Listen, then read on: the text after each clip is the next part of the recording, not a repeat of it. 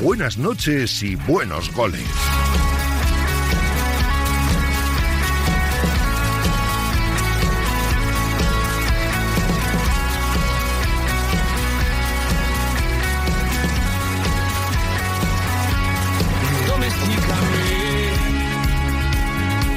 Enséñame el camino,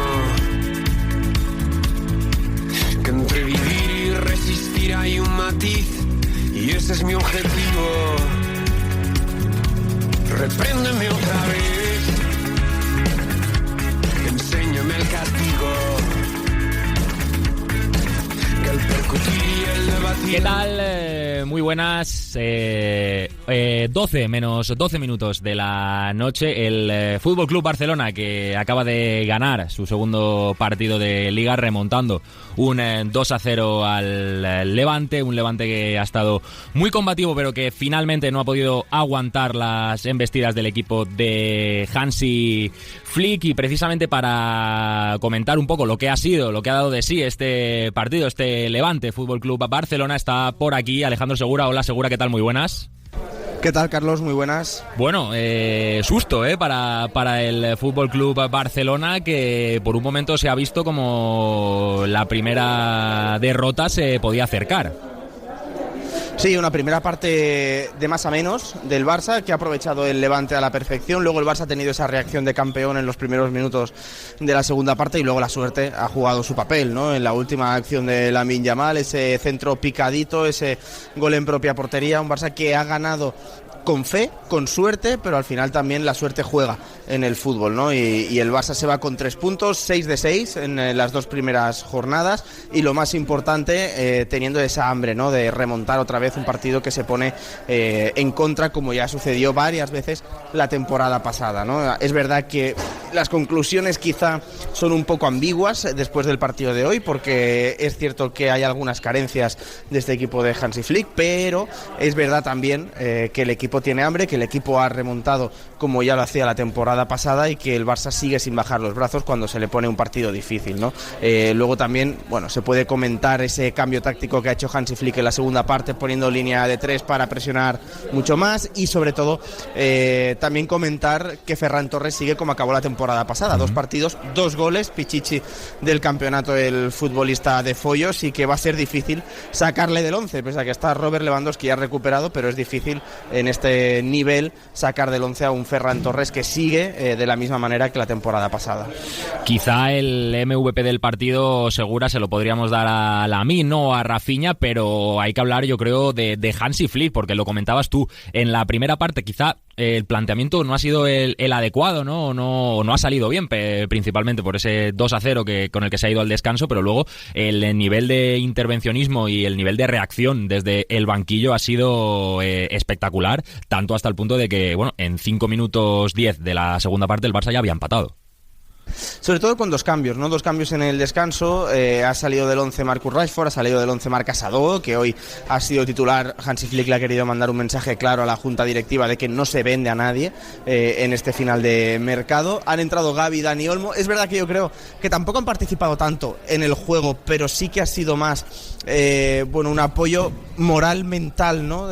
Por parte del equipo, saber que tienen a Gavi y a Dani Olmo, que son 2 futbolistas que la temporada pasada fueron muy importantes, sobre todo el caso del de Tarrasa, de Dani Olmo, que es un futbolista que se mueve muy bien entre líneas, que genera mucho espacio para la delantera. Pero bueno, en cualquier caso yo creo que ha sabido moverse bien Hansi Flick con el resultado en contra, y que al final ha jugado un poco la suerte, ¿no? No sé yo si es merecida o no la victoria del Barça aquí en el Ciudad de Valencia, pero desde luego la suerte juega, y a final de temporada estos 2 puntos que ha ganado al final del partido con ese gol en propia pueden ser decisivos.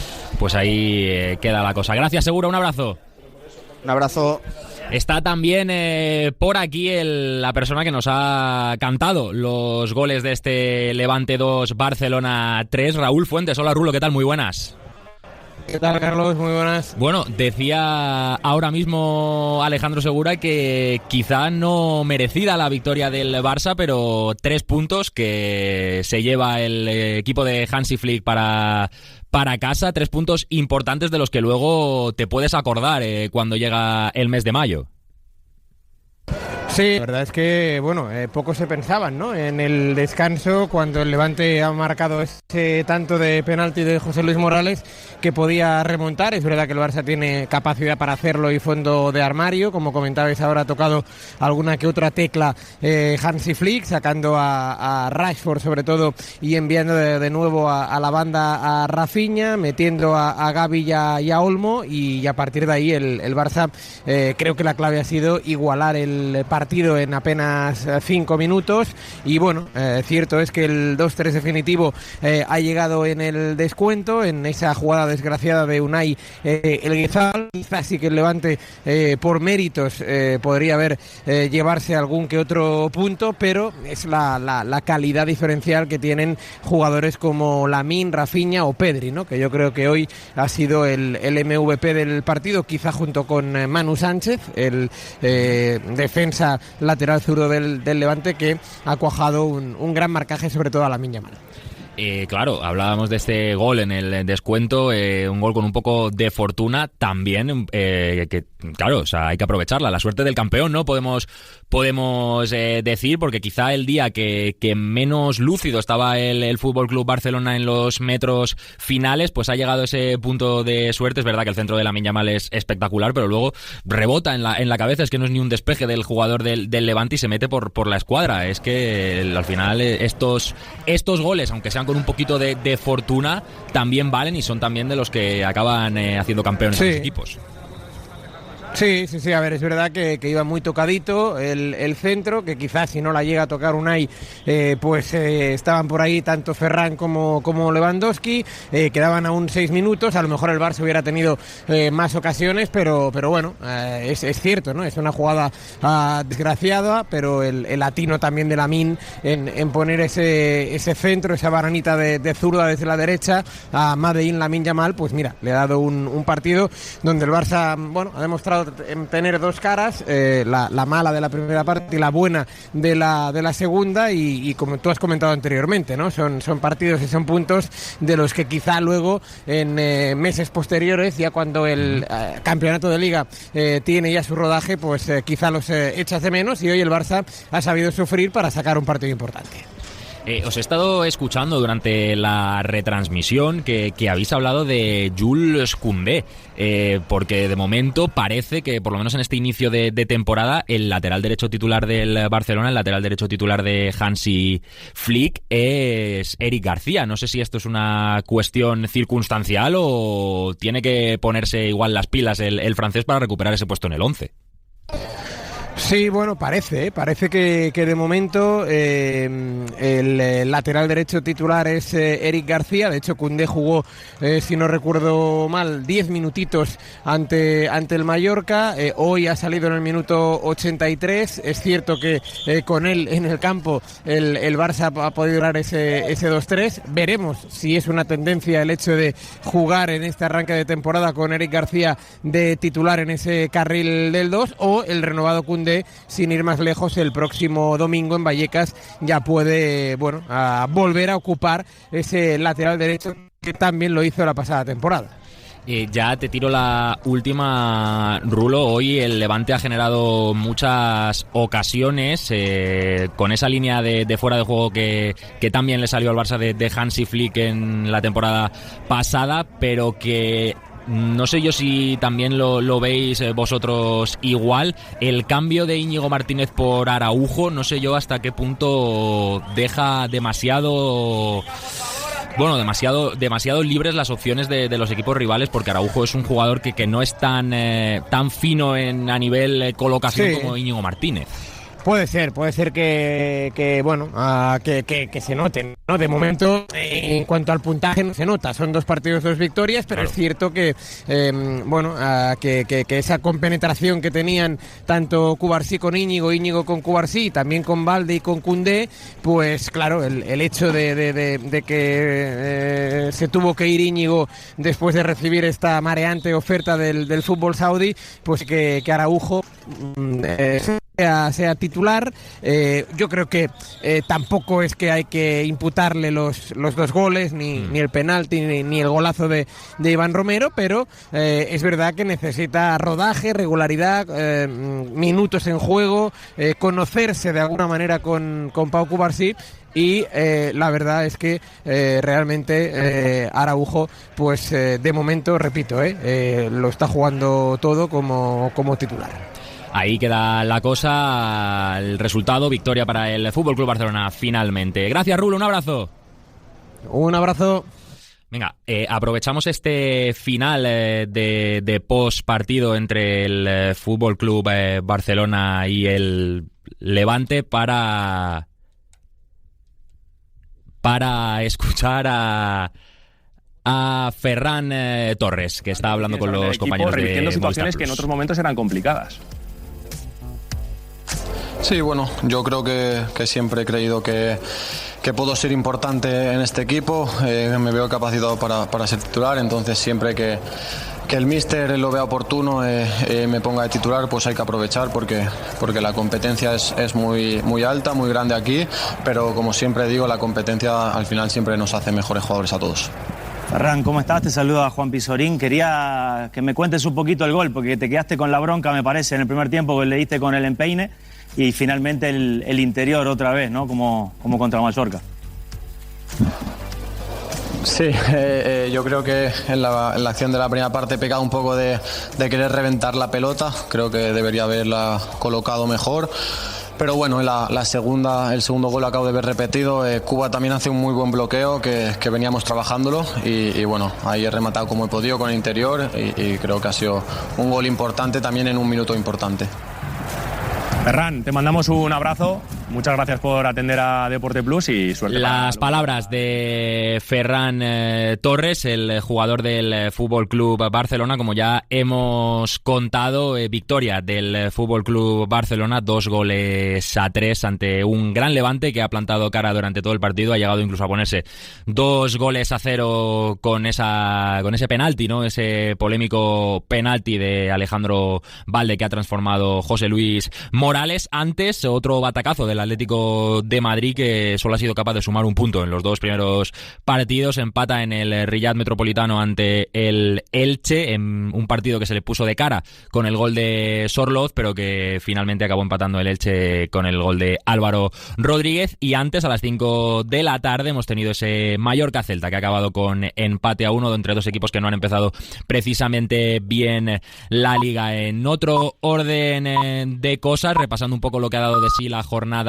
de hoy, la selección española de baloncesto, que hoy ha jugado su último partido antes de ese Eurobasket que empezará la semana que viene, hoy con un resultado no tan bueno como el del otro día, llevando hasta la prórroga a la campeona del mundo Alemania. Hoy ha perdido en Colonia por 95-78. En MotoGP, pues sigue lo de siempre. Marc Márquez, que ha arrasado en la carrera al sprint, un Marc Márquez que encima, para más INRI, se separa aún más de sus rivales porque su hermano Alex no ha podido pasar de la 8ª posición y su compañero y rival Pecco Bagnaia pues se ha quedado fuera de los puntos, incluso con ese 13º lugar. También vamos a estar hablando de la Vuelta a España, que hoy ha sido su primera etapa y por supuesto nos tenemos que ir hasta Madrid y hasta Oviedo para analizar un poquito lo que es la previa de ese Real Oviedo-Real Madrid que se disputará mañana. Enseguida estamos en Madrid para hablar del equipo de Xabi Alonso, pero antes una llamadita a la suerte. Buenas noches. En el sorteo del Eurojackpot de ayer, la combinación ganadora ha sido 3, 14, 16, 22, 34, soles, 7 y 10. Recuerda, ahora con el Eurojackpot de la 11, todos los martes y viernes hay botes millonarios. 11. Ahora y siempre, bien jugado. Buenas noches. Si has participado en alguno de los 5 sorteos de Triplex de la 11 y de Super 11 de hoy, puedes consultar si has resultado ganador a tu vendedor de la 11 o en juegos11.es. No olvides que comprando lotería de la 11 colaboras con una gran labor social. 11. Ahora y siempre, bien jugado.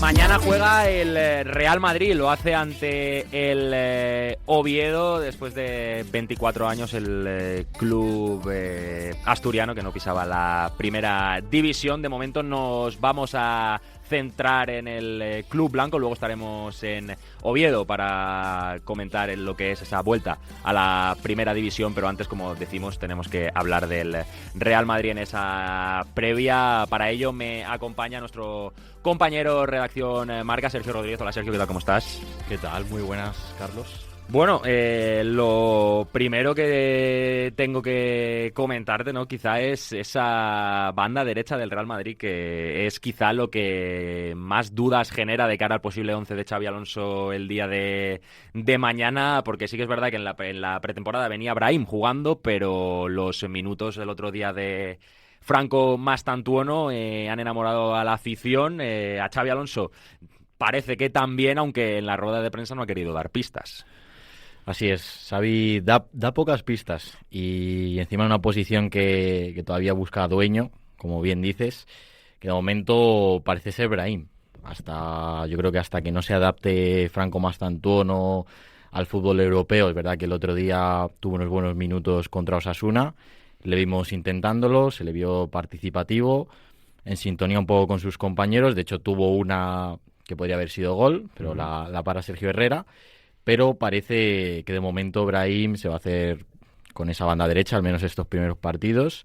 Una banda derecha donde posiblemente no vuelva a estar Rodrigo, porque el brasileño ya sabemos que donde rinde es en la izquierda. Y bueno, esas son las pocas pistas que ha dejado Xavi en la rueda de prensa. Y mañana veremos el 11, pero parece que partirá Brahim de nuevo como contra Osasuna. Hablabas de Rodrigo, un Rodrigo que, aunque bien es verdad que parece que está en la rampa de salida, el otro día 0 minutos ante Osasuna, se ha comentado en distintos medios de comunicación que Xabi Alonso, o que le habría pedido a Xabi Alonso no volver a jugar más por la derecha, en caso de que se acabe quedando, jugar por la izquierda, lo cual me sorprende porque es una banda que tiene doble dueño, incluso te diría, porque aparte de Vinicius está Kylian Mbappé, que puede jugar también por ahí. No sé hasta qué punto el tema de Rodrigo puede fructificar ya no jugando en derecha, sino en izquierda. Es un problema con el que Rodrigo ha lidiado sobre todo esta última temporada, porque tenía que competir en ese sitio con dos extremos izquierdos. Uno que es Mbappé, que también es extremo izquierdo, y otro que es Vinicius, que hasta muy poco era quizá el mejor jugador del mundo, hasta ese día contra el Dortmund. Después llega lo del Balón de Oro y baja un poco el ritmo, pero es así. Rodrigo es cierto que es un jugador para mí brillante en la izquierda, donde le hemos visto a fogonazos prácticamente. Y es un sitio con el que sabemos que se encuentra cómodo, desde una banda desde la que le gusta partir, buscar ese disparo, combinar con sus compañeros, y es un sitio que, por ejemplo, en la derecha no puede hacer ese tipo de cosas. Entonces, pues bueno, yo creo que Rodrigo, si tiene minutos ahí y puede dar esos frutos al equipo, ¿por qué no? ¿Por qué no ser un buen recurso para el Madrid de Xavi, aunque cuente con menos minutos? Claro, tendría que aceptar ser suplente de Vinicius, pero bueno, lo veremos. Otro de los duelos, ¿no? Porque ese primer partido del Real Madrid ante Osasuna nos dejó brotes verdes, pero también muchas dudas en el equipo.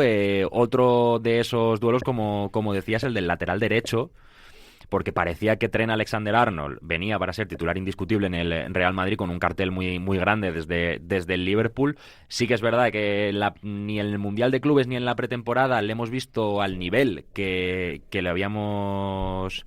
Bueno, que tenía en el Liverpool, y el otro día 30 minutos de Carvajal, 20 minutos más o menos, no sé cuánto jugó el de Leganés, abrió el debate de que igual tiene que ir buscando ese sitio en el banquillo Trent Alexander-Arnold, o por lo menos ponerse las pilas, porque la competición con el capitán del Madrid va a ser muy dura. Es que Carvajal es mucho Carvajal, y eso Trent Alexander-Arnold todavía no lo sabe, porque al final hemos visto a un Dani que bueno, le vimos en el último partido en el Mundial, le vimos otro día contra Osasuna. dejó la sensación de que no tiene miedo, que va a tope, lo dijo también luego en zona mixta, y es que a su mejor nivel es el mejor lateral derecho del mundo. Y vamos, no creo que ningún aficionado del Madrid le hubiese crucificado sin verle esta temporada. Pero bueno, va a ser interesante esa competencia. Yo creo que Dani tiene mucho ganado, primero porque es el capitán del equipo, segundo porque se adapta más, yo creo, que a la filosofía de Xavi, a ser un lateral que pueda colgar balones. Eso también lo sabe hacer Trent, pero sabe llegar a la línea de fondo, encara. Eso es algo que a Trent no le vemos. Trent es un lateral que de momento en el Madrid le hemos visto jugando bien, pero desde parado, como un centrocampista más, porque al fin y al cabo, el otro día contra Osasuna, tanto Carreras como Trent muchas veces eran como ese otro centrocampista que el Madrid necesitaba en la medular. Pero bueno, va a ser una competencia interesante, y también está la opción de que Trent pueda jugar algún partido insertado en la sala de máquinas. Eso te iba a comentar, porque con los problemas que tiene el Madrid en el centro del campo de no tener un organizador puro, ¿no? Ese Toni Kroos que lleva buscando, bueno, que buscó la temporada pasada, donde incluso llegó a funcionar un poquito Dani Ceballos, pero que este año parece que Xabi Alonso no las tiene todas con el utrerano. Trent Alexander-Arnold, pese a que en el Liverpool sí que es verdad, o en la selección inglesa, que es donde más ha jugado en esa posición, tampoco le hemos visto brillar mucho. No descartamos algún partido, quizá verle ahí, que Xabi Alonso lo pruebe en ese doble pivote, quizá con Valverde, con Güler, para ver cómo mueve al equipo, y oye, igual si le sale, lo tiene en cuenta como opción. Bueno, yo le vería sobre todo en la posición de Valverde, porque es desde ese perfil, del perfil de la derecha. Es verdad que en el primer partido contra Osasuna quizá no hizo falta un Toni Kroos, ya que le he mencionado, un organizador. También hizo ese papel Güler durante el Mundial, pero bueno, el otro día vimos a un Tchouaméni muy cerca de la frontal del área rival, como a él le gusta y como le veíamos muy bien en su etapa con el Mónaco. También a Güler moviéndose por esa zona. A Valverde quizá le faltó algo de espacio, porque el uruguayo con espacios es letal. Pero bueno, la posibilidad de que Trent esté en el medio es real. Como tú has dicho, ha jugado partidos en el Liverpool, también la selección inglesa. Es otro tipo, es otra alternativa de otro perfil, pero puede ser interesante sobre todo por esa capacidad que tiene de colgar balones, ese criterio con balón. Yo creo que al fin y al cabo se asemeja mucho a lo que puede ser un centrocampista. Y ya por último, otro de los debates que se ha generado, aunque bueno, más que debates, incluso sorpresa te diría, porque nadie esperaba el nivel de Eder Militao después de esa doble lesión de cruzado. Ha vuelto como un toro, lo podemos decir, ya en la pretemporada, bueno, en ese partido, ¿no? Porque al final solo el Madrid ha jugado un partido de pretemporada, le marcó incluso un gol. En el partido a puerta cerrada metió otro desde su campo. Y el otro día ante Osasuna, a nivel defensivo, me parece que estuvo espectacular. Vuelve Rüdiger de sanción. El primer partido sí que es verdad que Xavi lo tenía más fácil porque Rüdiger estaba sancionado. Ahora con la vuelta del alemán no sé por quién va a optar, porque Rüdiger es un central que tiene muchos galones en el Real Madrid. Parece que el inamovible es Hausen. Y el acompañante va a estar ahí. Militao ha empezado muy bien, pero Rüdiger siempre ha dado un buen nivel también en el Madrid.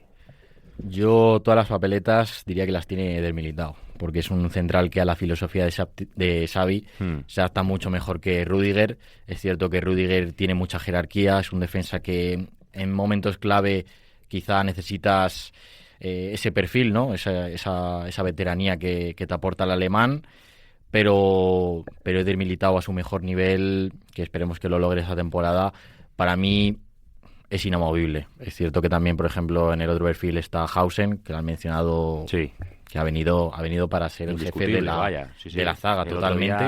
Yo creo que fue el mejor del Madrid, sin ninguna duda. Y quizá lo inteligente por parte de Xabi Alonso, aunque bueno, aquí no somos entrenadores, él decidirá, sería rotar un poco, ¿no?, entre Militao y Rüdiger, quizá para que no pase lo que pasó la temporada pasada, que Militao llegó de la lesión, empezó a jugar todos los minutos y se volvió a lesionar. Y teniendo dos centrales de buen nivel, oye, no descartamos ver igual un partido uno, un partido otro, que se roten los minutos. Sí, es que la temporada es muy larga. Al fin y al cabo tienen muchos partidos. Y bueno, al final de la temporada también hay un mundial, que es muy interesante porque todos querrán llegar a buen nivel, buena forma física, pero bueno, tienes 4 opciones parece, porque Alaba se ha desplazado hacia el mediocentro, como vimos en amistoso ante el Tirol. No sabemos si es provisional o o llega para quedarse ahí. Pero bueno, es una temporada en la que Rüdiger también termina contrato y quizá está relegado a un segundo plano con la presencia de Militao, de Hausen, no le viene mal. También la temporada pasada terminó bastante asfixiado, tuvo que operarse el menisco, físicamente se le vio mermado también por el conjunto de bajas de los de Ancelotti en aquel momento, y yo veo una clara pareja Hausen-Militao, al menos hasta que Xavi decida, o Xavi rote, como has dicho, decida dar minutos al alemán y podamos verle un poco, pero bueno, yo creo que es la pareja que le gusta a Xavi, con la que va a continuar de momento. La última que te hago ya, Sergio, el tema de Camavinga. ¿Qué está pasando con Camavinga? Porque nunca hemos tenido, creo recordar, ningún parte oficial que diera la gravedad de lo que al final está siendo. Quizá está siendo a pocos partes, ¿no? Cuando parece que va a volver, vuelve a lesionarse o vuelve a recaer. De momento, esta temporada no lo hemos visto en el césped de Valdebebas. No sé qué pasa con Camavinga, no sé si es un jugador que prometía mucho, ahora se ha estancado en la última temporada. Es verdad que con los problemas físicos no tuvo su año, no sé hasta qué punto puede ser, es verdad que todavía es muy joven, pero no sé hasta qué punto puede ser recuperable ese nivel de talento generacional que pintaba, puede recuperarlo Xabi Alonso. Bueno, es la quinta lesión que ha sufrido Camavinga en un año. Es raro en un jugador de esa edad, porque es un jugador muy joven, pero bueno, creo que todavía tiene tiempo por delante.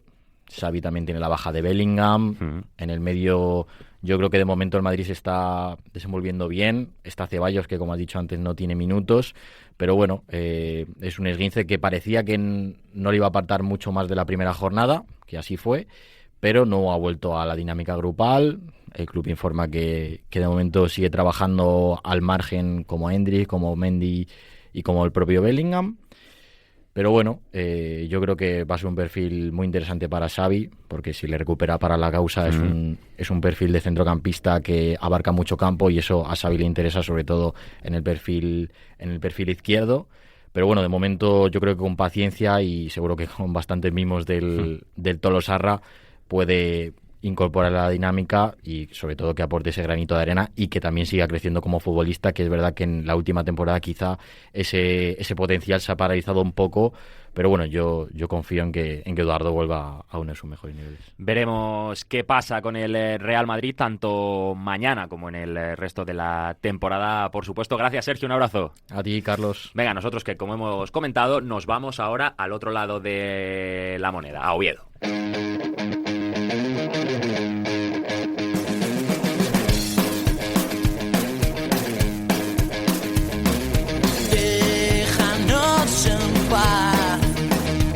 No nos cuentes otro cuento que no va. Y como hemos comentado, nos tenemos que ir al otro lado de ese partidazo, ese Oviedo-Real Madrid. Nos tenemos que ir a Oviedo, un Oviedo que vuelve a la primera división 24 años después, y que después de esos 24 años, como hemos comentado, vuelve a haber fútbol de primera división en el Carlos Tartiere. Está por aquí Gabri Gallego, nuestro compañero de Radio Marca Asturias. Hola Gabri, ¿qué tal? ¿Cómo estás? ¿Qué tal, Carlos? Muy buenas. Bueno, lo que hemos dicho, ¿no? 24 años después vuelve a haber fútbol en el Carlos Tartiere. ¿Cómo está el ambiente en la ciudad? Porque imagino que se vivirá, tanto el club como los aficionados lo vivirán con gran ilusión. Pues te puedes imaginar cómo está la capital del Principado, cómo está Asturias, con muchas ganas de este partido. He hecho la cuenta desde la última vez que estuvo el Oviedo en primera y han pasado ya 4 papas, han pasado ya no sé cuántas temporadas de Cuéntame, han pasado no sé cuántos presidentes del gobierno. Bueno, hemos tenido una larga travesía para llegar a primera división, con lo cual, bueno, pues las ganas son tremendas, ¿no? Para volver a ver al equipo de Paunovic en primera división, después del estreno en Villarreal, que bueno, pues no fue muy halagüeño, que digamos, con esa derrota. Sí que es verdad que fue un partido muy condicionado por la expulsión, por el error en el penalti de Salomón Rondón, pero bueno, eso ya es agua pasada y estos días en Oviedo que se ha respirado pues un ambiente pues bueno, de primera, ¿no? Ya el ambiente era de primera cuando estaba el equipo en segunda B, cuando estaba el equipo en segunda, pues ahora que está el equipo ya en primera división y a un día de ese partidazo frente al Real Madrid, pues te puedes imaginar que el termómetro de la ilusión está disparado. Que encima, bueno, como bien hemos comentado, precisamente lo hace ante todo un Real Madrid. Es que parece la vuelta soñada, ¿no? Para cualquier equipo que lleva tanto tiempo sin estar en primera. El primer partido en casa después de tantos años lo hace ante uno de los mejores equipos de la competición. Desde luego, sí, no, el estreno no puede ser más ilusionante, ¿no? Ante todo un Real Madrid que da la circunstancia, además, que el último partido que jugó el Oviedo en casa en primera división fue ante el Madrid, aquel 1-1 que incluso si el Oviedo llega a haber ganado aquel partido hubiera tenido pues altas posibilidades de haberse quedado aquel año en primera división, y ahora que la historia se repite en este caso no para cerrar la temporada sino para comenzarla, ¿no? Un Real Madrid que está en construcción, todavía con piezas importantes por jugar, como el caso de Bellingham y demás, pero bueno, al final el Madrid asusta allá por donde pasa, ¿no? Y da igual que estén lesionados unos que otros, que es un equipo que evidentemente te va a poner las cosas muy difíciles y te va a exigir al máximo, ¿no? Pero bueno, eso al final no es la liga del Oviedo. El Oviedo va a querer evidentemente dejar los 3 puntos en casa, va a querer plantarle cara al Real Madrid, pero bueno, si luego no eres capaz de ganar, pues evidentemente no hay que rasgarse las vestiduras, ¿no? Habrá que pues competir dignamente y que el Oviedo, pues bueno, si tiene oportunidades, aprovecharlas, y desde luego que no va a ser nada fácil. Precisamente este partido, Gabri, este Oviedo-Real Madrid, tiene también un poco de intrahistoria, ¿no? Porque el Club Blanco, según tengo entendido, en el año 2012 ayudó al Oviedo cuando estaba al borde de la desaparición. Entonces, que este primer partido de Liga sea además contra el Real Madrid, como hemos comentado, además de toda la ilusión que conlleva el volver a primera y el jugar contra uno de los mejores equipos, es que es casi poético, ¿no? Porque un equipo que aunque sea poco o mucho lo que fuera, ayuda al Oviedo a mantenerse como club, luego es el primer equipo que visita tu estadio en tu vuelta a primera.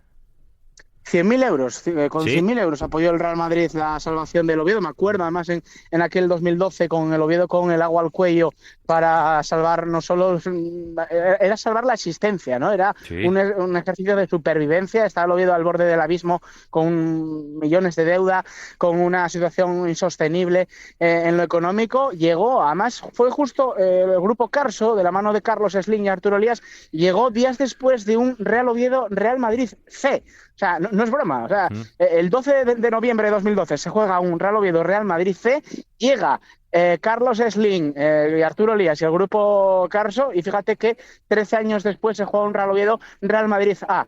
Con lo cual, pues bueno, tiene dotes ya de romanticismo este partido, además con Belko Paunovic, que estaba en aquella plantilla del descenso. De hecho, de sus botas emana un larguero que a punto estuvo de convertirse en gol y convertirse en la victoria del Oviedo, y mira, al final fue el técnico del ascenso y el técnico que mañana va a dirigir este partido, que bueno, pues también va a tener, como decías, dosis de nostalgia, ¿no? También por lo que significa enfrentarse a un club señor en muchos sentidos, sobre todo, bueno, que tiene esa intrahistoria y que le echó un cable al Oviedo cuando más lo necesitaba. Más hablando ya en términos futbolísticos, no más en el ámbito deportivo, no es, como hemos comentado, no es el primer partido del Oviedo en esa vuelta a primera división, porque la primera jornada tuvo ese encuentro, esa derrota ante el Villarreal, una derrota, Gabri, de la que tampoco se pueden sacar demasiadas conclusiones, ¿no? Porque está condicionada por esa expulsión de Reina a la media hora de partido. Sí, fíjate que hasta los 25 minutos más o menos que creo que se produce esa expulsión, creo que el Oviedo compitió dignamente, que le plantó cara al Villarreal, que de hecho tiene un penalti para intentar, pues bueno, adelantarse en el marcador. Un Oviedo que llegó a ese estadio de la Cerámica sin complejos, y yo creo que va a ser un poco lo que veamos mañana y el resto de la temporada, ¿no? Un equipo que va a querer pues tratar de tú a cualquier rival y en cualquier escenario. Es evidente que luego la categoría te va a poner, pues bueno, donde te mereces estar, quizás por presupuesto, por plantilla, etcétera, pero el Oviedo no va a renunciar a nada. El Oviedo va a querer pues evidentemente luchar de tú a tú contra cualquiera, y mañana yo creo que lo vamos a ver. Luego se pueden dar muchos escenarios, luego se puede dar un Madrid que te meta pronto y ya te condiciona mucho el encuentro, pero bueno, lo que vimos el otro día, además de que faltaban muchos fichajes, faltaban muchos nombres, esta semana se aceleraron las gestiones en los despachos, en la dirección deportiva, se trajeron a varios jugadores que van a ser titulares mañana en ese partido frente al Madrid, y yo creo que ahí veremos una versión superior a lo que hemos visto el domingo, ¿no? El pasado viernes llegaron jugadores como Dendoncker, que apunta a estar en el 11, jugadores como Brécalo para la banda, también Bailey para reforzar el centro de la defensa. Bueno, jugadores que quizás en algún momento del partido puedan ser mañana importantes, y veremos a ver si vemos esa evolución del Oviedo en cuanto a nombres y también en cuanto a banquillo. Precisamente, Gabriel, hablabas de los nombres, ¿no? De esos fichajes. Un Real Oviedo que se ha reforzado, yo creo, muy bien y de una manera muy seria de cara a esta vuelta a Primera División. Ha tenido una gran inversión por parte del grupo Pachuca, y es una plantilla, o está confeccionando una plantilla por lo menos seria para optar a esa permanencia soñada. Es el objetivo, y era el objetivo del grupo Pachuca desde que ascendió el Oviedo, ¿no? No quieren un proyecto, porque no es sostenible a medio y largo plazo un proyecto ascensor. Quieren estabilizar al Oviedo en la máxima categoría, y desde el principio, pues bueno, el grupo Pachuca es un grupo de fútbol que maneja a varios equipos en México, en Chile. Bueno, tienen ya experiencia en lo que es la gestión de equipos de élite. Entonces, bueno, lo que querían con este proyecto, el primero que asumían en Europa, era dotarle de recursos, ¿no? Se intentaron opciones importantes dentro del mercado, como fue el caso de Luka Jovic, también de Maximovic, de Lo Mónaco, de Tagliafico, del defensa. Luego no prosperaron, y luego ya es como un baño de realidad para el propio Oviedo, ¿no? En cuanto a aspirar a nombres importantes. Pero así todo, pues eso, un jugador como Eric Bailey con 6 temporadas en el Manchester United, un jugador también como Brécalo, que viene ahora mismo de la Fiorentina, el caso también de Dendoncker, que viene del Aston Villa, de primeras espadas en Europa. Pues bueno, dotan al equipo de jugadores con experiencia, y jugadores que no necesitas presentarles dónde está el Bernabéu, dónde están los estadios grandes, ¿no? Con lo cual eso siempre es importante, traer a jugadores con experiencia, y esa era la idea, ¿no? De combinar un poco lo que era el mercado nacional también con el mercado extranjero, y bueno, de momento lo veo que todavía le faltan piezas, le falta un lateral izquierdo, le falta también un jugador para la punta, se habla también de un central que acompaña a los 4 que ya tiene. Bueno, le faltan 2 o 3 piezas más, pero bueno, de mano el proyecto tiene buena pinta, el equipo hay que echarlo a rodar, y de mano tienes mañana ya la primera batalla, ¿no? Para ver si las apuestas tienen garantías o no. De esas piezas que hablas que faltan en la del delantero centro, no sé, con la información que manejáis vosotros, no sé hasta qué punto esto es factible. Yo he llegado a leer en diferentes medios que estaría el Oviedo interesado en Memphis Depay. No sé yo si esto es, al final, cosas del mercado, ¿no? Que salen muchos nombres, o si realmente puede haber un interés del grupo Pachuca en incorporar al delantero neerlandés, que desde luego sería un bombazo. Hemos preguntado, y bueno, de momento esa operación no es fácil, no es fácil. No. Y desde luego que bueno, pues sí que se ha hablado del nombre de Memphis Depay. La dirección deportiva prefiere ahora mismo mantener un poco la calma. Sí que es verdad que se va a tratar de cerrar a un delantero. Se habló en su día también de Luka Jovic, jugadores que bueno, de algún modo parecían inalcanzables, ¿no? Para el Oviedo hace meses. Y bueno, esa opción de Memphis Depay, pues bueno, es complicada, y el Oviedo, que yo creo que ahora mismo, pues a 10 días para el cierre, o 9 días para el cierre de mercado, bueno, que quizás se centra ahora mismo en opciones un poco más viables. De momento está la cosa muy parada. Nos dicen que no tienen ninguna operación ahora mismo cercana a concretar, que todo se va a acelerar mucho la próxima semana, cuando algunas opciones que igual para el Oviedo, pues bueno, parecían lejanas, quizás se acerquen a medida que el cierre del mercado se aproxima, ¿no? Entonces, bueno, veremos a ver cómo transcurre. De momento no nos esperan muchos movimientos este fin de semana, y bueno, pues con la esperanza de que puedan llegar nombres importantes. Veremos si es finalmente de Memphis Depay, aunque ya te digo que no parece fácil, ni mucho menos. Desde luego que no. Ya te tiro la última, Gabri, de cara al partido de mañana, ese partidazo, recordamos, Oviedo Real Madrid. No no sé qué Oviedo nos podemos esperar en frente de los de Xabi Alonso. No sé si vamos a ver un partido parecido, ¿no?, al que tuvo el Real Madrid con Osasuna, con el Oviedo cerradito, esperando las contras, o quizá también más llevados, ¿no?, por esa vuelta, ¿no?, esa emoción de la vuelta a Primera División, de volver a jugar en casa. Podemos ver un equipo valiente que intente plantarle cara de tú a tú, aunque esto ya sabemos que es muy difícil al Real Madrid. No sé qué partido nos vamos a encontrar mañana. Yo me espero un Oviedo, como hemos visto ya en el tramo final de la pasada temporada, que era un poco una de las señas de identidad del equipo de Paunovic, un Oviedo muy rocoso, un Oviedo muy, muy aguerrido, un Oviedo al que le cuesta, al menos al rival, llevar la iniciativa, de hacerle oportunidades. Es evidente que vas a tener a los mejores del mundo delante, pero es ahí donde el Oviedo se tiene que aliar con el Tartiere, ¿no? Ya está todo vendido desde hace días, va a haber un ambiente espectacular, con 30.000 locos ahí armados hasta los dientes para tratar de defender el fortín del Tartiere, y bueno, yo creo que también ese ambiente, esa atmósfera te puede llegar en un momento dado, te puede llevar a envalentonarte, ¿no? Es ahí donde el Oviedo tiene que ser inteligente, saber marcar bien los tiempos del partido.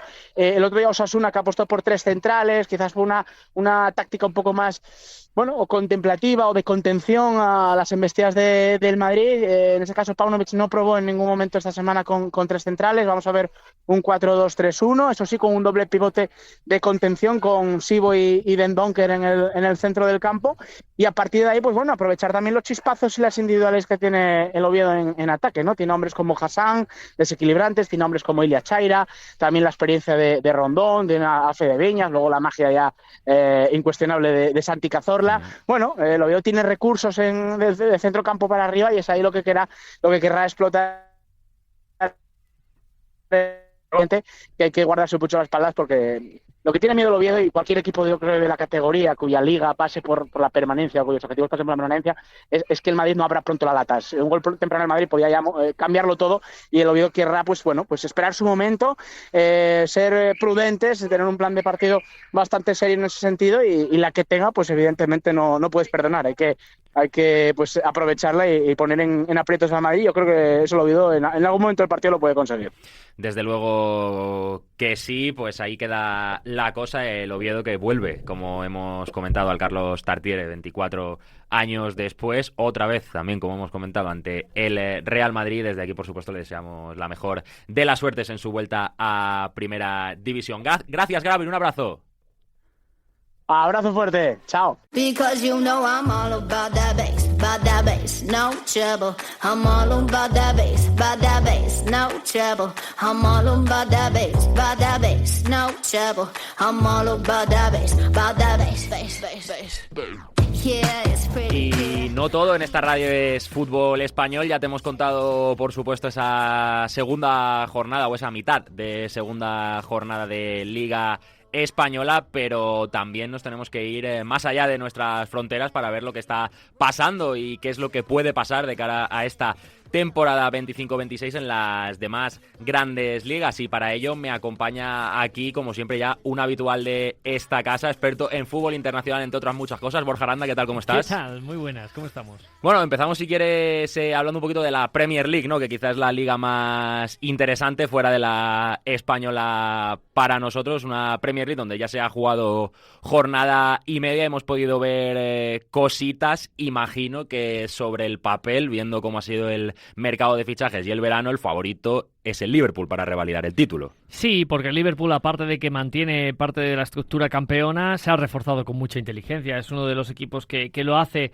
a pesar de que el gasto muchas veces supera la expectativa, pero con la necesidad de cubrir posiciones débiles. En este caso, por ejemplo, Hugo Ekitike, un jugador que va a mejorar mucho a nivel ofensivo, que tiene una buena lectura de juego. Que ya ha marcado. Ya ha marcado, y aparte va a darle muchas soluciones a la segunda línea para que los Salah y compañía puedan disfrutar. Otro de los fichajes, Florian Wirtz, tener un jugador como Ekitike le va a potenciar y le va a provocar el que pueda actuar en zonas de mucha más definición. También Frimpong, un carrilero que le va a dar mucha profundidad, te puede jugar de lateral, te puede jugar de carril, te puede jugar incluso de extremo. Bueno, yo creo que al final estamos hablando de un equipo que ha firmado lo que necesitaba. Luego encima también se ha reforzado en el perfil izquierdo, porque Robertson estaba ya evidentemente en una caída de nivel propia de la edad, y ha llegado Milos Kerkez, uno de los fichajes que ha hecho el Liverpool, y una de las bajas que ha tenido el Bournemouth de Iraola, que se le ha desmarcado desmantelado la defensa porque dio tantísimo nivel que le han fichado a 3 de los 4 titulares y bueno, pues esta realidad nos lleva a que el Liverpool efectivamente, para mí, Carlos, es uno de los favoritos. Uno de los favoritos porque no es el único que se ha reforzado. Este año la Premier, como ya viene siendo habitual, se ha dejado mucha pasta y sobre todo los de arriba, ¿no? El que conocemos como el Big Six, ha sido un gasto espectacular. Manchester United, Chelsea, que no para de gastar, incluso el Tottenham se ha reforzado bastante bien. De hecho, luego hablaremos de ese partido que hoy ha jugado ante el Manchester City, donde le ha ganado. Cuidado con el Tottenham de Thomas Frank, que ya nos dejó buenas sensaciones en la Supercopa de Europa y empieza bien la Premier, pero claro, el Liverpool se ha gastado mucho dinero, pero el resto de sus competidores sobre el papel no se ha quedado atrás. No, porque la Premier al final estamos hablando de un mercado que a nivel económico solo Arabia creo que tiene más capacidad posiblemente, y porque los árabes, como digo yo muchas veces, están de momento con un poco de freno de mano echado, aunque la gente no lo piense, pero lo tienen. Entonces la Premier League a nivel europeo ahora mismo es el mercado más fuerte. La Liga Española ha pasado a ser uno de los mercados, digamos, preferidos para Inglaterra porque hay muchísimo talento y es muy accesible, porque cuando se hacen traspasos entre ellos siempre el precio es muy elevado y lo hemos vivido en el Manchester United. En Mbeumo o Mateus Cunha son grandísimos fichajes, pero el precio pagado seguramente está muy por encima del valor real de esos jugadores de mercado. También han fichado a Sesco, que creo que cambia completamente el rol de la delantera de un Manchester United, que le viene bien al sistema de Amorim, pero que tiene un serio problema todavía en la portería y que no está sabiendo resolver. Me sorprende que un equipo que hace un dispendio como el Manchester United no tenga como prioridad máxima el haber cerrado primero un guardameta de altísimo nivel antes de embarcarse en otras cosas, pero claro, un equipo que le faltaban muchas cosas. El Manchester City, bueno, pues Guardiola, luego lo comentaremos, tiene que cambiar cosas, pero también ha ido a posiciones y a futbolistas que mejoran debilidades que tenían en plantilla. Ahora parece que se va a cerrar a Donnarumma. Creo que Trafford, que a mí es un portero que me gusta, no ha estado bien. Hoy no ha tenido su día, y además. Se ha demostrado que a lo mejor la presión de un club como el Manchester City no está capacitado ahora mismo para llevarlo. Entonces, bueno, aún así el Manchester City va a firmar un guardameta, va a firmar también algún futbolista más de aquí a cierre de mercado casi seguro y viendo cómo está funcionando el equipo, pero es verdad que ha llegado Reinders, es verdad que han llegado futbolistas que creo que mejoran lo que había. El Chelsea, bueno, el Chelsea campeón del Mundial de Clubes, un equipo que creo que con Joao Pedro mejora mucho a nivel ofensivo, que creo que Maresca lo único que me tiene que ajustar es que el equipo sea más constante, que no pegue petardazos como el del otro día contra el Crystal Palace y que sí que puedes perder puntos, sobre todo si quieres estar en la zona alta, pues con el Liverpool, el City, son situaciones normales, pero otro tipo de partidos que tú ya cuando ves al Chelsea sospechas que puede fallar, y eso es lo que tiene que aprender a manejar el equipo de Maresca. Y para mí, el que me parece junto al Liverpool que de forma más inteligente se ha reforzado, que es el Arsenal. Porque dices, oye, me falta un goleador, pues me traigo el bota de plata. Lo que necesitaba, la verdad. Me falta un pivote, pues traigo a Zubimendi, que es el que sustituye a Rodri en la selección española y es un futbolista top mundial. Dices, no, es que ahora necesito un extremo, un jugador de tres cuartos con talento, y viene Eze, que es el último que firmas. Entonces, claro, empiezas a sumar y ves que el Arsenal está yendo al mercado a contratar todo lo que te hace falta. Desde luego, la gente, ¿no? Los periodistas, si tú lees las redes sociales y los periódicos, además del Liverpool, el segundo favorito, que como tú bien has comentado, al que le dan es al Arsenal, porque sí que es verdad que ha tenido un mercado muy inteligente, ¿no? Porque no se ha... que esto lo vemos mucho en los equipos ingleses, ¿no? El gastar por gastar, lo hemos visto en el Chelsea, en el Manchester United, incluso el Manchester City, te diría que ahora lo comentaremos, pero es eso, el Arsenal, desde la dirección deportiva, los últimos años está haciendo muy bien las cosas y yo creo que está dando los pasos necesarios, ¿no? Para poder volver a lo más alto de la Premier, que se ha quedado cerca en estos últimos años, pero nunca ha terminado de tener ese puntito de competitividad final que le haga campeón. Mira, ¿sabes qué pasa? Que cuando pasas etapas tan largas como la del Manchester United con Ferguson, el Arsenal con Wenger, el proceso que viene a posteriori es muy complicado de acertar. Primero porque vienes ya con vicios de un modelo concreto, con un técnico manager, que además es esa influencia que se tiene tanto en Inglaterra, donde se estructura todo en torno a ese entrenador. Y normalmente quieres mantener el altísimo nivel. Quieres mantener porque eres un club histórico, porque tienes una masa social grande, porque a nivel europeo eres un club importante. Entonces, claro, tu exigencia es ser igual. Y nunca puede ser igual, porque tú ahora mismo vas a cambiar seguramente si traes otro técnico, y ya no te hablo del United por el perfil tan diferente que ha ido firmando hasta la llegada ahora de Amorim, pero el Arsenal yo creo que también estuvo en esa búsqueda hasta que entendió que tenía que dar un largo plazo.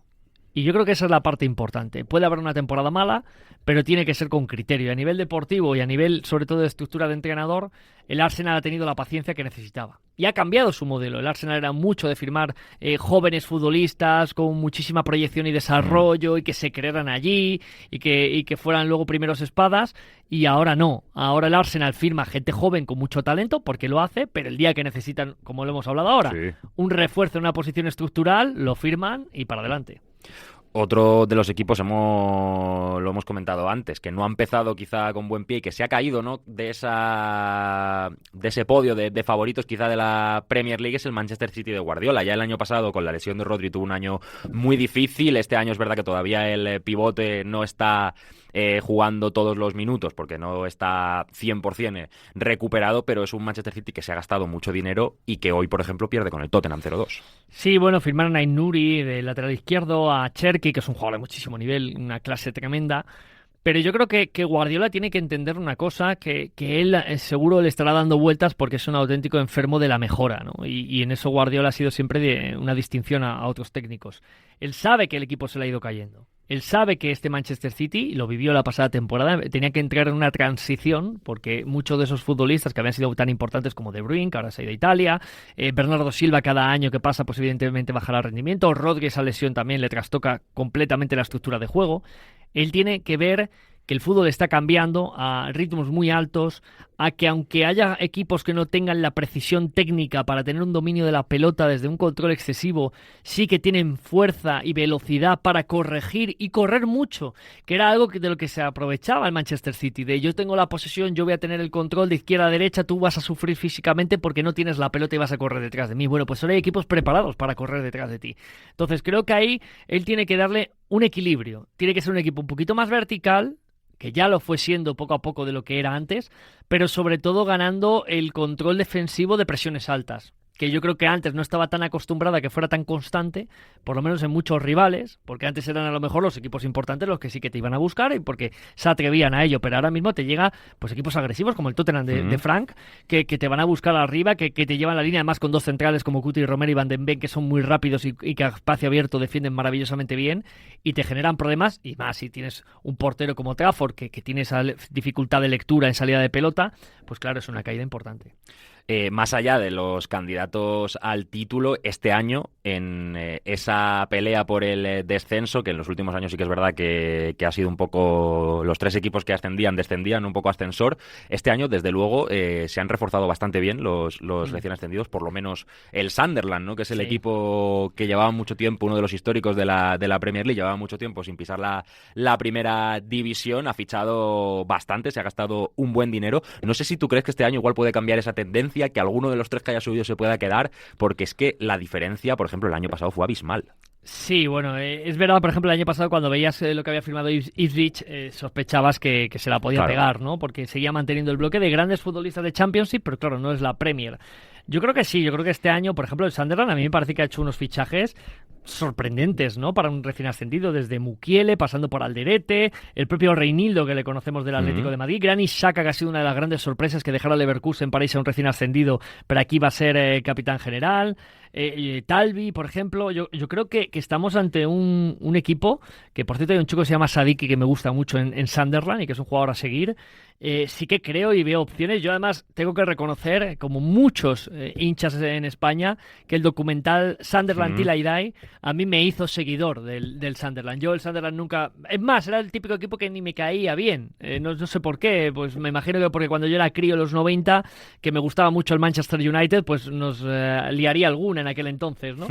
Pero fíjate que a raíz de ese documental, de ver lo que le pasó al club, de ver la masa social, me encariñé mucho y yo soy del Sunderland. Le seguí en League One, le seguí en Championship y ahora le seguiré en Premier, y creo que de los ascendidos es el que mejor pinta tiene para quedarse. Desde luego que sí. Pasamos un poco también a otras ligas, porque no solo la Premier League ha empezado. Otra de las que ya está en juego, que ha empezado también este fin de semana, es la Bundesliga. Una Bundesliga que, oye, venimos de 2 años, que ha estado muy igualada por ese Bayer Leverkusen de Xabi Alonso. Desde luego, si miramos esta primera jornada, parece que este año, otra vez, como venía siendo habitual, el Bayern tiene una pinta, el Bayern de Múnich me refiero, tiene una pinta aplastante, desde luego.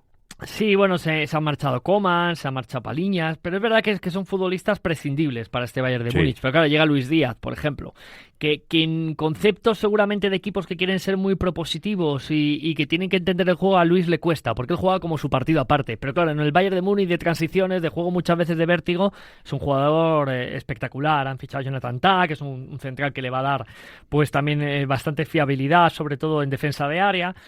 Es superior, es que es muy difícil. El Leverkusen ahora se tiene que levantar de la pérdida de Xabi Alonso ya como estructura de técnico. Y claro, llega Ten Hag, que ya sabemos que es un técnico que su trayectoria no ha sido la que esperábamos desde su etapa en el Ajax.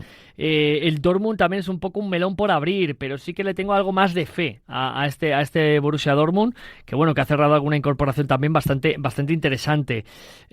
No sé, yo creo que la Bundesliga, siempre decimos que el Bayern es verdad, está un pasito por delante, pero quizás el Leverkusen, que estaba en un momento para poder estabilizarse y ser un enemigo real, pues otra vez nos llena la temporada como de incógnita de si realmente alguien le va a poder hacer frente a este Bayern. Desde luego el primer partido 6-0 ante el Leipzig, que sí que es verdad que el año pasado no tuvo una temporada fácil, se le ha ido sesco, pero es un resultado para dar miedo. En Italia también ha empezado este fin de semana la Liga y no sé muy bien este año qué es lo que va a pasar, porque el Nápoles, igual que te gana la Liga, al año siguiente te queda sexto. Y los grandes, ¿no? Los grandes de Italia, como pueden ser, quitando el Inter, ¿no? Que siempre se mantiene en ese buen nivel, como pueden ser la Juve o el Milan, no están en su mejor momento histórico, aunque bueno, el Milan se ha reforzado, no sé si decirlo bien, porque Luka Modric, bueno, puede hacer algo, Boniface, ¿no? Parece que va a llegar y puede ser un buen fichaje, pero en principio Nápoles-Inter, ¿no? Mucha incógnita en este Milan. Ha fichado a gente joven como a Tekame, a De Winter. Son chicos que tienen talento. A mí que más me gusta es Ardon Jasari, este chico del Brujas, que sí que puede romper y puede ser un jugador importante, pero sí parece que Inter, evidentemente por la estructura de plantilla que tenía, más lo que se pueda mover en el mercado de aquí al cierre, pues sí me parece que es uno de los equipos que le va a pelear al Napoli. El Napoli, que es verdad que con la baja de Lukaku varios meses, ahí va a tener un problema, pero llega Miguel Gutiérrez, que creo que para el lateral izquierdo le va a generar muchísimo, y más siendo Conte el entrenador, me parece un fichaje muy acertado, y creo que Beukema también es otra buena incorporación. Lorenzo Luca, un delantero también de un perfil de mucha altura, de juego de espaldas. 2 metros, ¿no? Claro, el ex del Udinese. Yo creo que son fichajes que van a potenciar. Es verdad que pierde a Raspadori, que era un desatascador de partidos y fue muy importante en los títulos, pero sí, para mí Napoli e Inter son los favoritos para ganar, a la espera de que la Juve decida poco a poco reconstruirse. Parecía que iba a haber muchísimo movimiento en la Juve de salida de jugadores tipo Vlahovic, Nico. Vamos a ver si Nico, que le dicen que le quiere el Atleti, a ver si lo hace o no, pero se me está quedando un poco corto también el mercado de la Juventus. Y bueno, me queda la Liga, que no sé si preguntarte, porque sí, hombre, claro. Creo que el Paris Saint-Germain, otro año más, va a ser el campeón. Ahora habrá que ver si hay algún equipo que le pueda plantar cara. A ver, el Marsella sí que es un proyecto serio, que trabaja muy bien, pero han tenido problemas ahora con lo de Rabiot, la pelea y que ha acabado con no es fácil de Chervi, no es un entrenador fácil. No, pero me parece muy inteligente lo que ha hecho de Chervi. Es decir, si estáis aquí para zurraros, no os quiero, ¿no? El Rowe fuera, Rabiot fuera. No quiero problemas. Ficha muy bien el Olympique de Marsella. A mí me parece que es un club que trabaja con mucho criterio, teniendo la distancia económica que tiene respecto a Paris Saint-Germain. Fíjate que yo creí mucho el año pasado cuando en segundo iba a subir el París FC, el rival, que había metido Red Bull dinero, que podía ser un grandísimo proyecto, y ya cuando vi poco a poco los nombres que iban sonando en verano, yo ya veía que ese grandísimo proyecto que se hablaba de París para ser rival del Paris Saint-Germain no va a ser. Creo que han fichado bien para mantenerse en la categoría.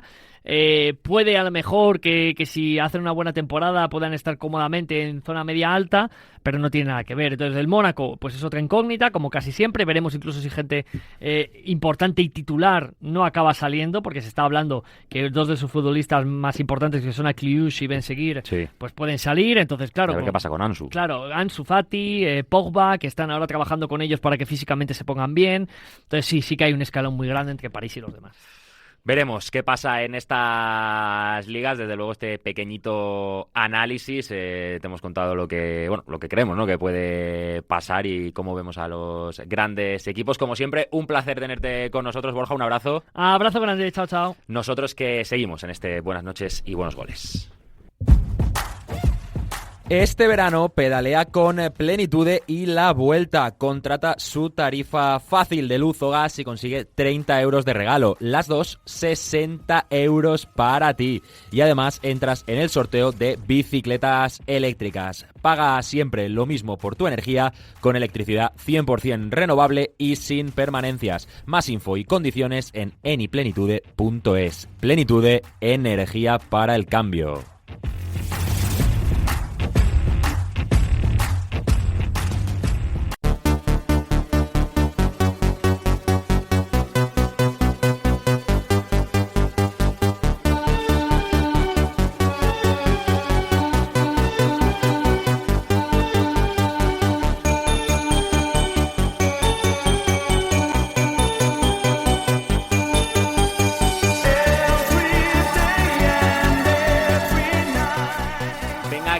Estamos terminando este programa de hoy, esta noche de sábado ya domingo, y ha sido un día de deporte apasionante. Te hemos contado el fútbol, también ha jugado España de baloncesto ante Alemania y también, por supuesto, hemos tenido esa primera etapa de la Vuelta a España, una primera etapa que se ha llevado finalmente Jasper Philipsen en ese final de etapa que hemos vivido al sprint, una victoria que era lo que se esperaba en esta primera etapa, como decimos. Y para comentar lo que ha dado de sí esta primera etapa, tengo aquí conmigo al hombre que nos ha contado esa carrera, Marcos González. ¿Qué tal, Marcos? ¿Cómo estás? ¿Qué tal, Carlos? Buenas noches y buenos pedales, ¿no? Tenemos que decir ahora, ¿no? Hombre, evidentemente para la Vuelta. Por supuesto. Y bueno, lo que decían, un poco lo esperado, ¿no? Esta victoria de Philipsen. Lo que se esperaba en el día de hoy. Es verdad que Philipsen tuvo una caída muy fuerte en el Tour de Francia. Llegaba algo renqueante en el día de hoy, pero lo hemos comentado también en el podcast, lo hemos comentado durante la etapa. Al final, Alpecin es un equipo que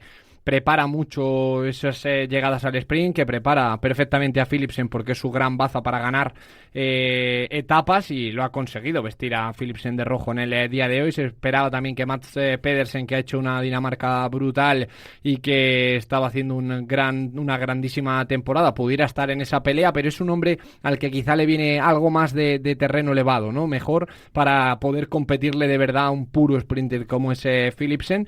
Así que una llegada a Novara que no ha tenido mucha sorpresa y que tampoco en el sprint hemos visto una gran pelea, porque es que se lo ha llevado el belga casi sin pestañear. Está también por aquí, quiero saludar por supuesto a nuestro compañero redacción marca y experto en ciclismo, cómo no, Manuel Novik. ¿Qué tal, Novik? Muy buenas. ¿Qué tal, Carlos? Sí, bueno, empezó la acción. Sí, bueno, y lo que decíamos, ¿no? Ha ganado el que se esperaba que ganara, pero esto es muy largo. Sí, empieza, bueno, una vuelta de 3 semanas. Me quedé con las ganas de ver ese duelo Pedersen-Philipsen ahí en la meta. La diferencia está claramente en el equipo que trae Alpecin, siempre pensando, bueno, con Planckaert, con Ricard, que son gregarios que saben a lo que vienen, y es un gusto ver cómo trabajan, cómo lanzan ese tren, porque van muriendo uno a uno esos soldados y dejan lanzado a Philipsen, que es un velocista increíble. Así que, bueno, saben a lo que vienen, victorias por etapas para el Alpecin, y vamos ya calentando motores para ver que empiecen a salir ya los grandes favoritos al mejor premio también. Sobre esta primera etapa, os pregunto, chicos, ¿cuáles han sido vuestras primeras impresiones, más allá del resultado final, de lo poco que hemos podido ver, ¿no? Porque al final esto es, como dices tú, Novik, 3 semanas de vuelta. Las primeras impresiones, ¿no? ¿Con qué te quedas de esta primera etapa? Bueno, pudimos ver ahí al joven Hugo de la Calle del Burgos dejándose ver en la fuga, llevándose ahí el premio del más combativo del día. Un poco lo más destacado que vimos hoy, a pesar de que bueno, fue Alessandro Berre quien se llevó ese premio de montaña provisional del Arkea. Y bueno, vemos que el Visma viene con las pilas muy puestas. Vimos ya en ese tramo final donde aceleró ese pelotón que empezaron a trabajar, y se ve que vienen con un equipazo realmente, con Campenaerts, con Jorgensen, traen su velocista también en Axel Single. Y bueno, un equipazo del Visma que va a ser difícil de batir. Y estamos también expectantes para ver qué sintonía o qué conexión hay entre Almeida y Ayuso en el UAE. una vuelta a España, hablando un poco más en general, en la que no está Tadej Pogačar, ¿no? Que es quizá el mejor ciclista del mundo actualmente. Viene de dar un recital absoluto en el Tour de Francia, una baja que abre la puerta, ¿no? A quizá que la victoria en esta Vuelta a España esté más reñida. Os pregunto un poco por los favoritos, ¿no? Quizá a ganar esta vuelta. Sí, a ver, evidentemente que no esté Tadej, que ahora mismo decías tú, el mejor ciclista actualmente, y va camino de convertirse en el mejor ciclista de todos los tiempos, ¿no? Lo de Tadej Pogačar es absolutamente espectacular.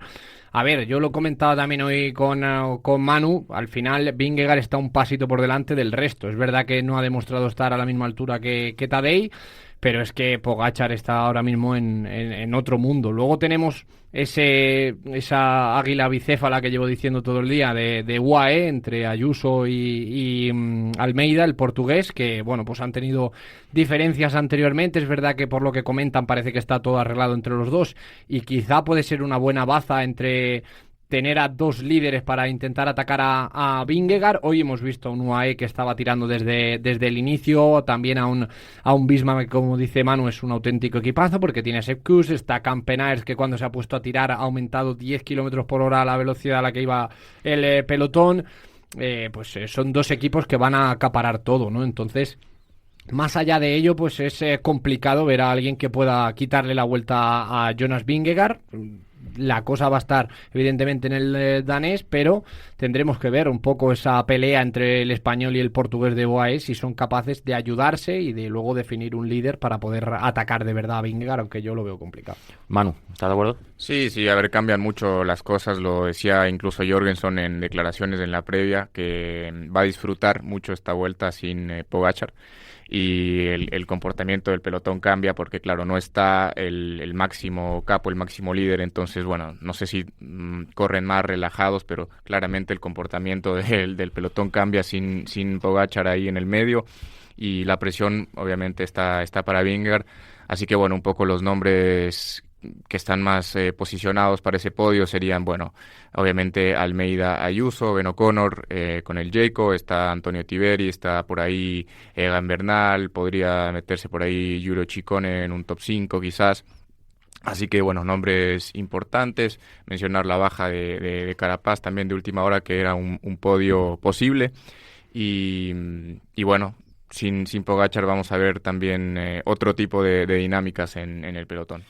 Claro, hablabas de UAE, ¿no? Y de Juan Ayuso, quizá la gran esperanza española, aunque tiene muy difícil, ¿no?, conseguir la victoria en esta Vuelta a España, un poco más por ese nivel, ¿no?, de los nuestros de cara a esta vuelta. No sé cuál creéis que puede ser el techo, ¿no?, tanto de Juan Ayuso como de los que vienen por detrás. Bueno, a ver, Ayuso también lo decía en declaraciones que va a ver cómo se siente y de acuerdo a eso ver si puede luchar por la general y si no será ayudar a Almeida. Pero claro, llega con otro tipo de preparación. Después del Giro prácticamente no ha tenido competencia, estuvo me parece en una o dos carreras, lo contrario a Almeida, que ha tenido la temporada de su vida. Sí. Y que llega en una gran forma. Así sí, que... es verdad que ha tenido también esos problemas, ¿no?, durante el Tour, pero al final con Ayuso en este caso, Manu te lo puede decir mejor que yo, pero es quizá un recorrido, Manu, que se le adapta algo mejor al español que al portugués. Veremos a ver luego si puede mantenerlo, pero va a ser ahí difícil, ¿eh? Bueno, el recorrido con finales en alto, como hemos venido comentando, vamos a ver... Se le puede adaptar, sí, porque sí, bueno... hay que verlo, hombre, es que Almeida es un corredorazo, entonces pues veremos a ver, porque los dos están para pelear. Yo, sobre todo porque veamos espectáculo, es que se entiendan bien. Es el gran problema que yo le puedo ver ahí a UAE. Si consiguen utilizarlos como esos dos para poder atacar a Vingegaard, creo que van a sacar algo. Si no, va a ser muy, muy complicado. Veremos finalmente qué pasa en esta Vuelta a España. Mañana, por supuesto, segunda etapa que nos va a estar también contando Marcos. Como aquí todos. En Radio Marca, por supuesto, y no esperamos menos. Gracias, Marcos, un abrazo. Un abrazo. Novik, lo mismo digo, también a ti no te vamos a escuchar retransmitiendo la etapa, pero sí en el podcast, a Tumba Abierta, el mejor podcast quizá de esta casa, ¿no? Si tú lo dices. Vale, ahí lo dejo. Gracias, Novik, un abrazo. A ti.